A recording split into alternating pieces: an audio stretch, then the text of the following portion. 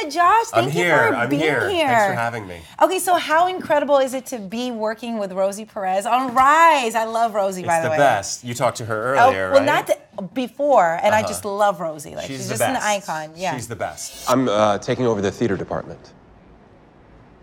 Now, playing a teacher on Rise, how's that been for you? I mean, does it bring back good memories from high school? Yeah, it brings back all the memories, you know. Some of them are good, some of them are not so good. But I have a lot of teachers in my family. Oh. Yeah, my mom was a teacher, one of my sisters is a teacher. My father was a lawyer but taught at Ohio State Law School. So it felt natural to be up in front of a classroom writing on a chalkboard. That didn't feel super weird. I feel like I would be terrified of being in high school right now with social media. I feel like it's a whole different thing I now. feel like I got out perfect time. Me too.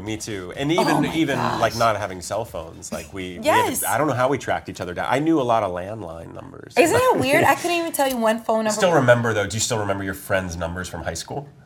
Oh my gosh, I don't. Oh, I have. Do you? Well, I have a bunch of numbers that are just like stored. 231-2918 was my friend Bram. Yeah, like so awesome. Yeah. Do you still keep in touch with any of your old? I'm in touch with Bram.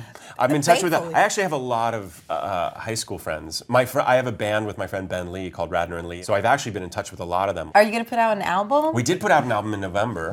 It's called Radnor and Lee. Are you guys working on a new one? We're working on our second record, which will be we're going to record in May and June. When we get back from our Australian tour, it's no big deal. Yeah, just catch us on tour. It's fine. Oh my gosh, you're gonna be out here. There's gonna be groupies running after you. You know. Oh my God, you're gonna be a rock star. You're changing on us. You think? It's so funny. I always think like I started a band in my 40s. Yeah. I'm like, you're supposed to do that when you're a teenager. Don't do that in your 40s. But I did it anyway. Who are some musicians you would love to work with? Work with how? In what capacity? In any capacity that you want. If you had a wish list and you wanted to get in the studio with them. Oh man. I met Patti Smith, who's a hero of mine when I was shooting Rise. So there's a lot of people that I admire from a distance, but you know, you never know who's gonna float across your radar. Have you had another starstruck moment and this person was, I don't know, childhood idol? I did meet Obama. Okay, so you're done. Yeah, and he told me that, I don't know which daughter had been watching How I Met Your Mother. Oh my gosh. But he said that one of them, and I said, she's too young to watch. He said, that's what I tell her mother. Oh my God, that's so cool though. Were you flattered, like, oh my gosh, this is crazy? Yeah. What's the ultimate role that you would love to have? I'd love to play like a really complicated villain.